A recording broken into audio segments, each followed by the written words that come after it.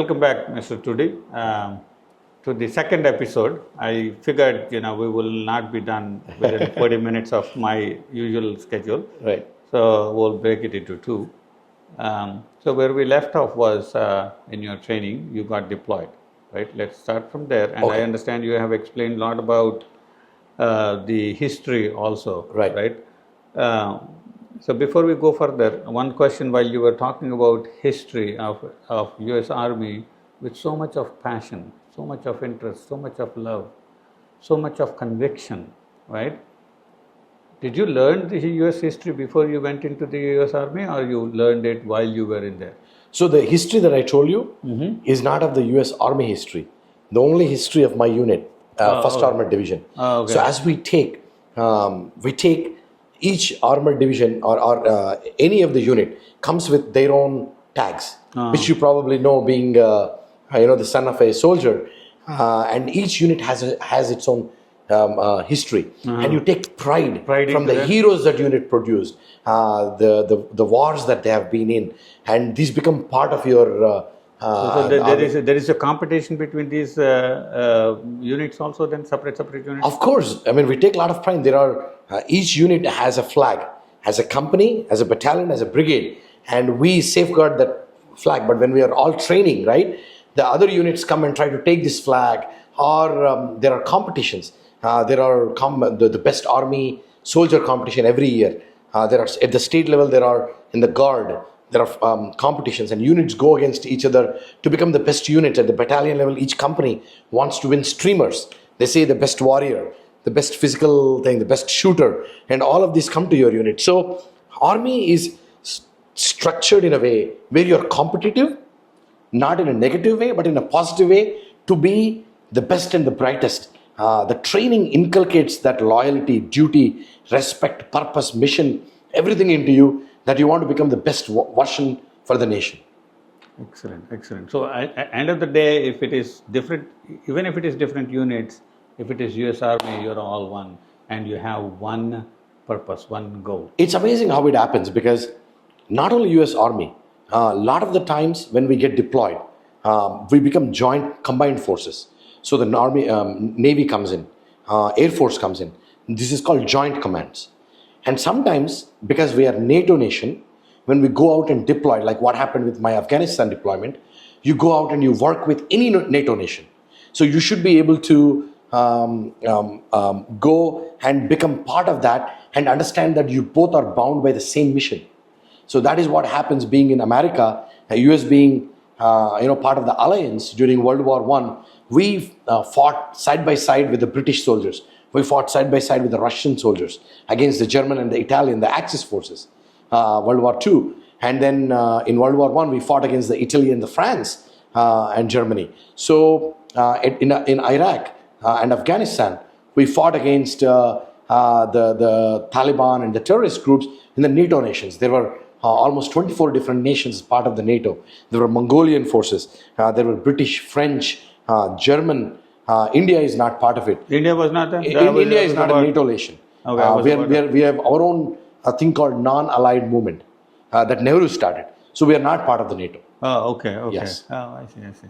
So, the mission combines people together. Okay. So you all will have a common communication mechanism, like understand each other well. Like if there is, like you just said, right? Armies in, navies in, air forces in. Right. So you all understand their languages. So most of the time, the army language, wherever you're training around the world, the basics are same.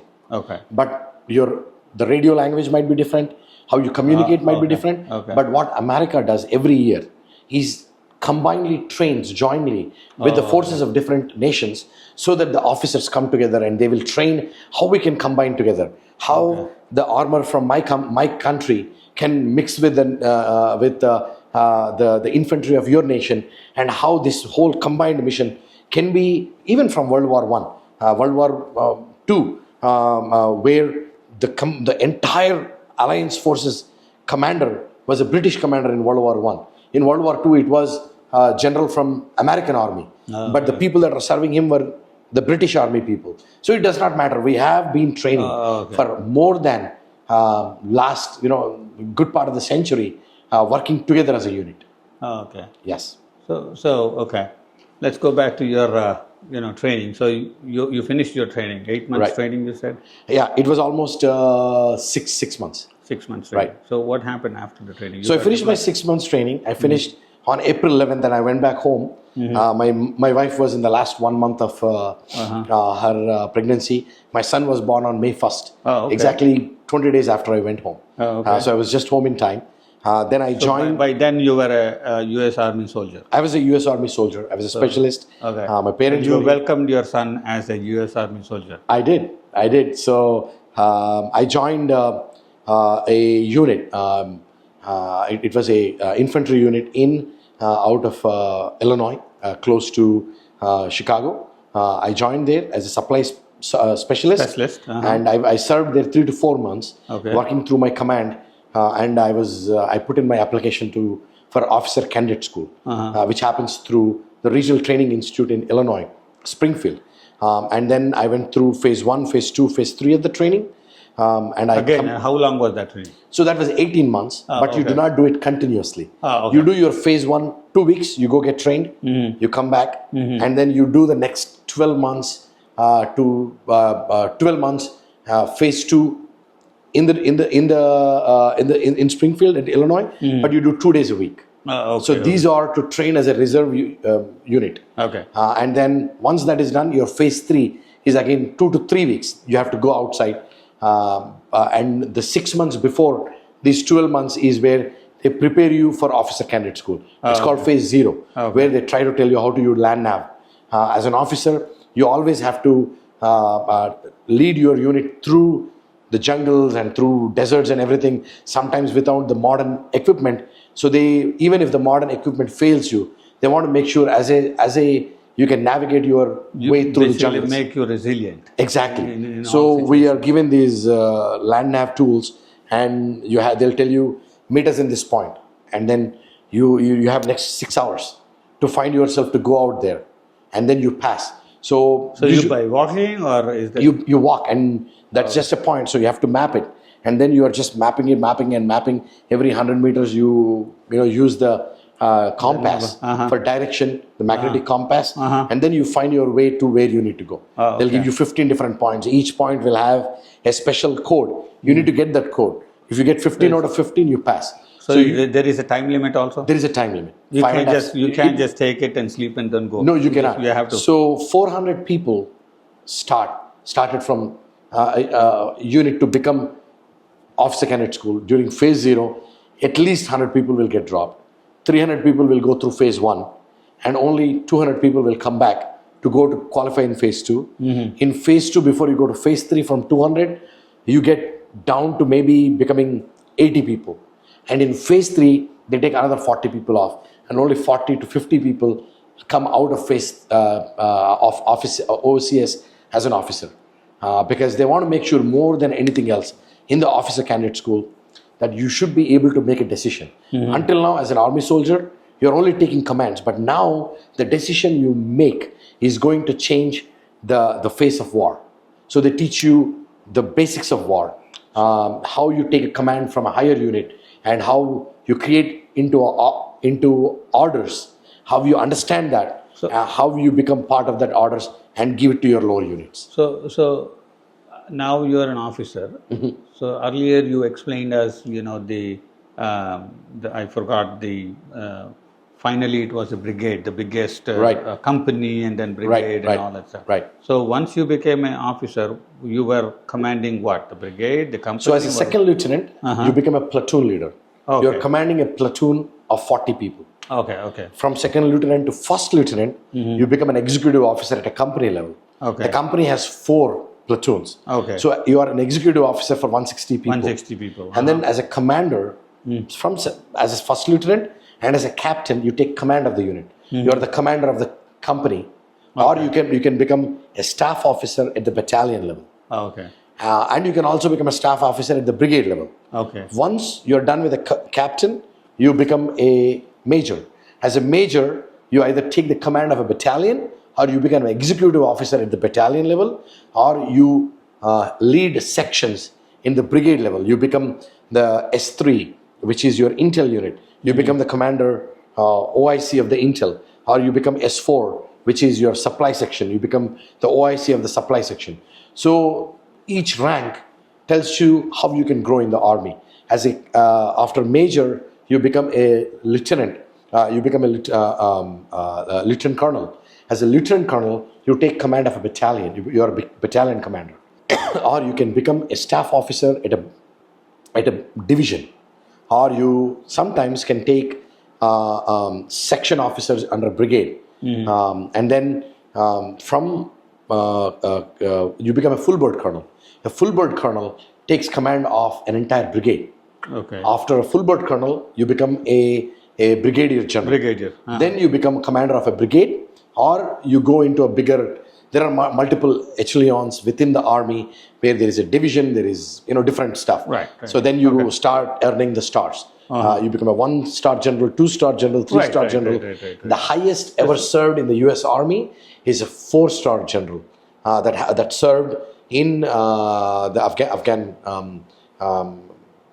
war. Oh, okay. So Yeah. you ever thought about becoming a general, like a 1-star, 2-star, 3-star, 4-star? It depends on the time you're served. Okay. I am almost 44. I have to get out of the army by 65. The best I could hope to be by 65 is a brigadier general if I continue to serve. Okay. It depends on the opportunities and how you grow. Okay. Yes. So what do you think? Like you want to serve until 65? If an opportunity is provided, I think I have exacted enough toll from my family. They always tell me their singular question is, when are you getting out? Okay. But if I don't get out, I keep buying time from them. I'll become a major very soon. Then we'll see if God gives his blessing.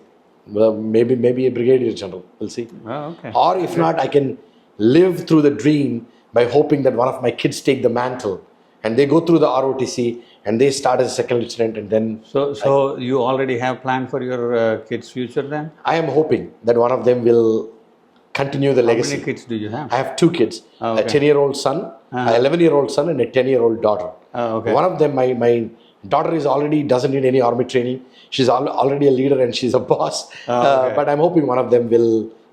They take great pride in what I do and what I serve. They how do they refer to you? Like, my dad is a army officer. My dad. They've works for seen me, country. and as my son,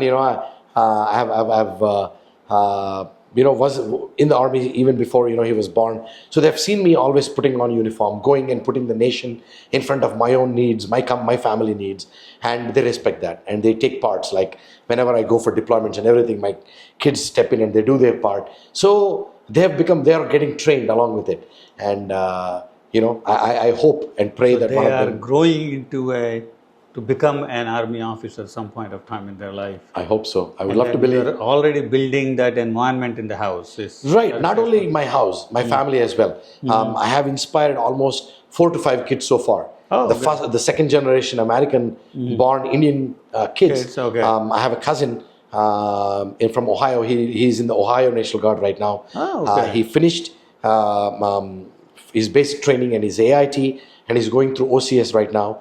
And he wants to become a commissioned officer.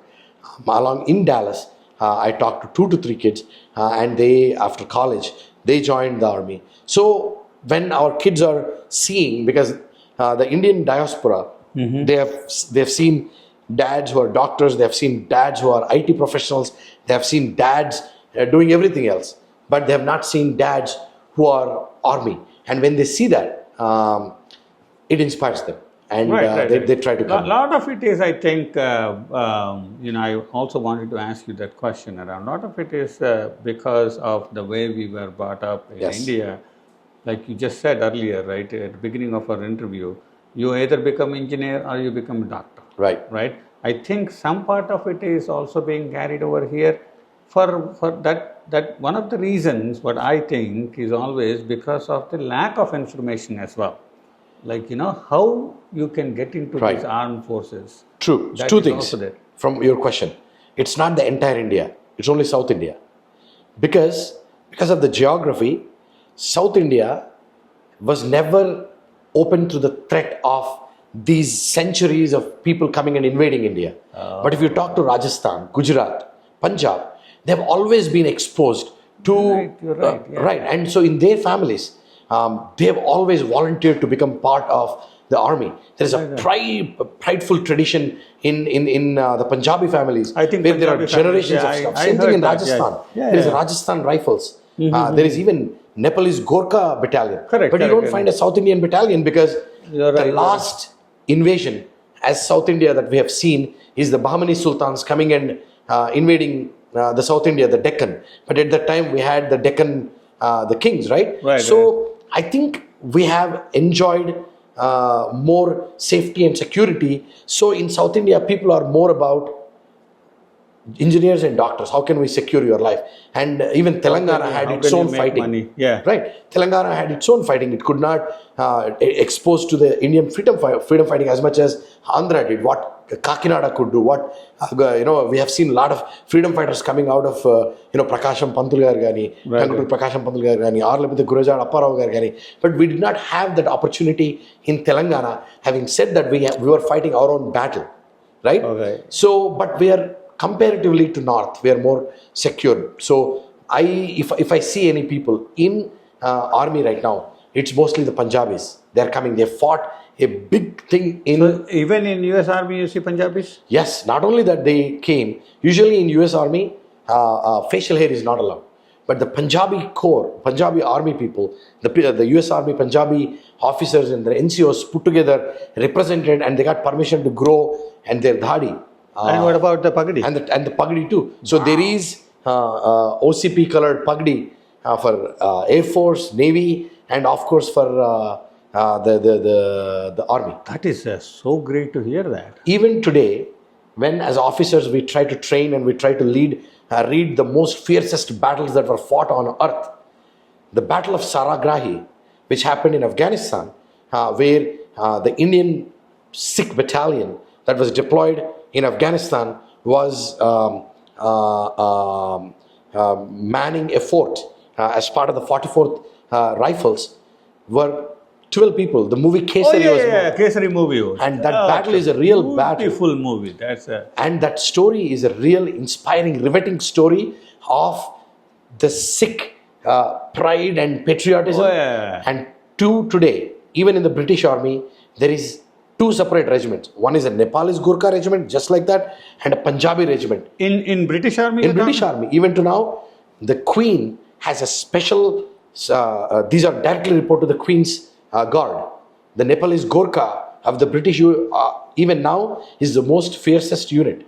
The Gurkhas are also, along with the Punjabis. I did not know about that. I know. And thank you for letting my viewers know about that. Of course, it inspires you that during World War I and World War II, India did not participate, or by the time India was not formed because it was pre-1947, because when India was fighting for its independence, British was already engaged in multiple places. But as Indian soldiers, since 1910, since 1911, during World War I, the Punjabi regiments, the Gorkha regiments, the Nepalese, the Rajasthan Rifles were integral part of the alliance forces because they were in Syria, the Punjabi, they were in Syria, they were in France, they were in Russia, they were in Germany, because they were part of the British forces. And almost 40,000 Indian troops were under the custody of Germany in their jails. And Netaji Subhash Chandra Bose went directly and talked to Hitler at that time and said, give me these 40,000 people and I'll start the Azad Hindu Fauj. And that is how Azad Hindu Fauj was started, because all these people that were rotting in the jails of Germany were released to Netaji, seeing his patriotism for the nation. And Netaji started Azad Hindu Fauj, and they created another front fighting the British Army through Burma and through Andaman Nicobar. Thank you very much. Yes. I did not know about that. Yes. I guess I don't know much about the history. When you are in the uniform services, you try to see and you try to, try to go back to your descent, and you find, how, and our soldiers were part in shaping the world history. Wonderful. Yeah. Yes. Very, very good to know. So back to your life, right? Yes. So you got deployed. I got deployed in 2019. Yeah. I was commanding a unit called 444th Chemical Unit out of Galesburg. And at that time, I got a call to go to Afghanistan. Oh, So okay. it was in 2019 you went to Afghanistan. 2019. And That was around the COVID time too. so COVID happened while I was in Afghanistan. I'll tell you the story. Oh, okay. So before we go, what happens in army is when you are called for the duty of the nation, everybody considers and waits for it, and and it's considered as a prideful moment to go. You will never say no. And in 2019, when I got that call, I broke it out to my family and I said, I have to go for deployment.